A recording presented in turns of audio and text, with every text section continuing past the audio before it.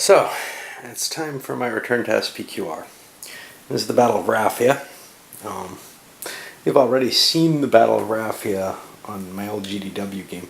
This is SPQR's treatment of it from the Elephant module, which actually comes with a lot of the pieces that I thought came from the C3I magazines. You have to, I guess, have this module to play those scenarios, and therefore the free scenarios that I was able to get online were worth a lot more to me than, say, trying to scrounge together C3I magazines would be for someone else, because I already have these counters.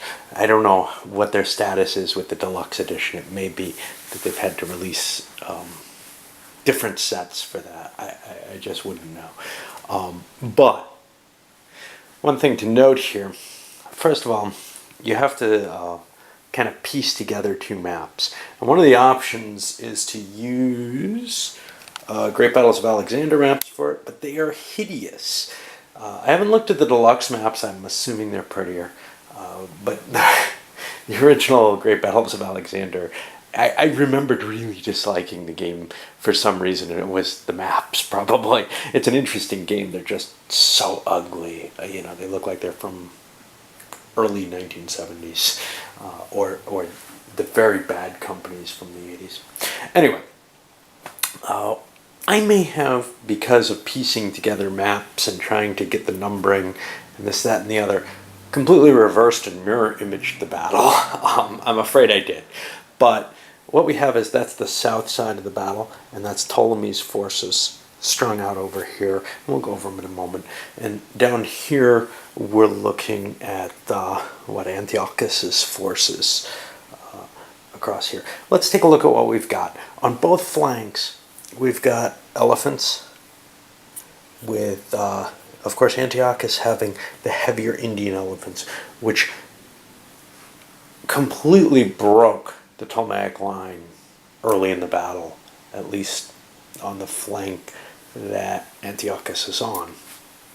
They completely smashed through his cav, and again, both sides have cav along the flanks, but the Seleucids, that's Antiochus' side, have a somewhat stronger assortment, I think.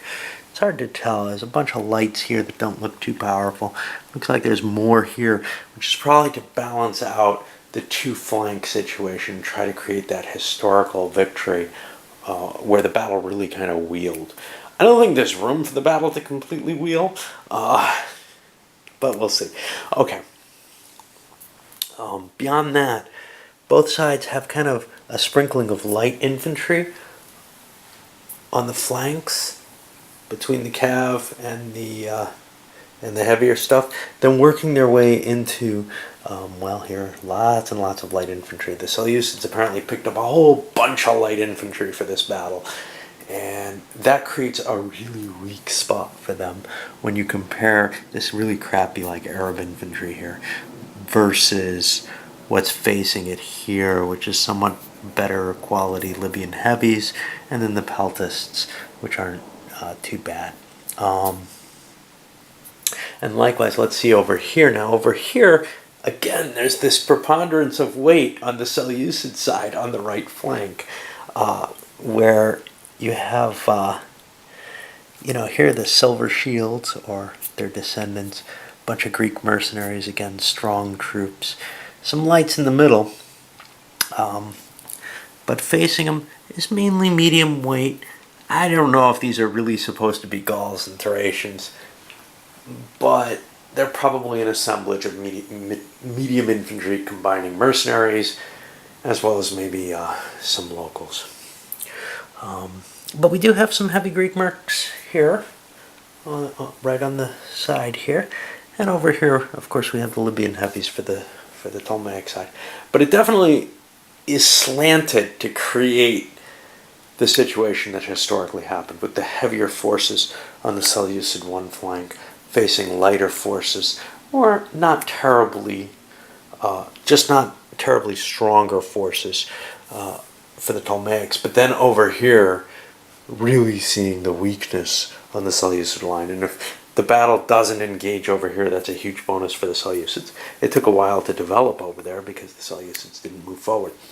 Then in the center, we have a thin line of phalanxes. And as you can see, the Seleucid phalanx is quite a bit smaller than the Ptolemaic one. And the Ptolemaic one includes some of these mercenary units, essentially, that they were able to hire, along with the Egyptian regulars. This does not cover what the other Raphia covered, which was this sort of unknown quality to that Egyptian army. They rank it as it kind of historically did. Those troops held up and did approximately as well as anything else. And it's kind of good because, that die roll at the beginning of the GDW game can more or less swing the entire game once you determine just how good their center infantry is. The problem is, this may tempt the Ptolemaics to come forward in a charge that was kind of ahistorical at the beginning. They didn't do it until they felt the need for it. I'm not sure that's really a great idea, though. Exposing your flanks on your phalanxes is a good way to get your phalanxes destroyed. At least chipped away at from the sides. I think it's going to be a lot of, I think it's going to be a lot of work. But I think it's going to be fun to come back to the system with something so huge. There are some special rules for this system. And I'm not sure how they integrate. I don't remember the original rules well enough for the second edition. Some of these may have been added in. But in particular, there are some that are definitely not. Which is that, like in Samurai, if you remember back when I did that GBOH game, units have their own specific commands in this particular battle. Each leader can only really command his own forces, and you can't intermix. Also, line commands are almost a given.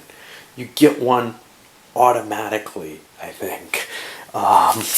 And then if you get a momentum, you can take a second one. You cannot take a third one if you get a second momentum, though, which prevents, the whole line from just surging forward at an unrealistically fast pace.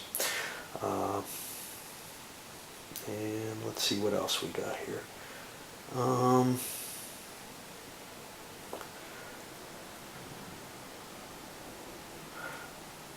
Yeah, I think that's covered in the original rules. That's definitely covered. The elephant lines can only be commanded by the overall commander, which means that the elephants just are not going. You're not going to surge forward on both flanks at once, no matter what. One side or the other, you can choose to use your elephants, but that helps delay an attack. Now, here's the thing: Ptolemy's on the entire other side of the map from Antiochus. And Antiochus, if you remember from the other Raphia, Antiochus, his whole plan was to go hunt down Ptolemy and kill him. Now, what I found in that one is the Seleucids have a hard fight. And if the Ptolemaic player kind of hides and doesn't let himself get into single combat, he pretty much wins. In this one, I'm not so sure it's going to be that simple. I don't think that strategy is the only key to victory here, although the way the alignment is and the number of phalanxes that the Egyptians have, it's kind of scary. So maybe they have a significant advantage. Anyway, there is a free setup scenario, which kind of lets you put your things as you like. Unfortunately, I tried to follow the actual scenario, and, well, the numberings don't quite line up. They may have if I had turned my map around, but it's not absolutely clear which way it was supposed to be until I was far too far along to want to reverse it. Alright, well, let's see if there's anything else here that I really need to deal with. Yeah, how about route levels? This is a big battle.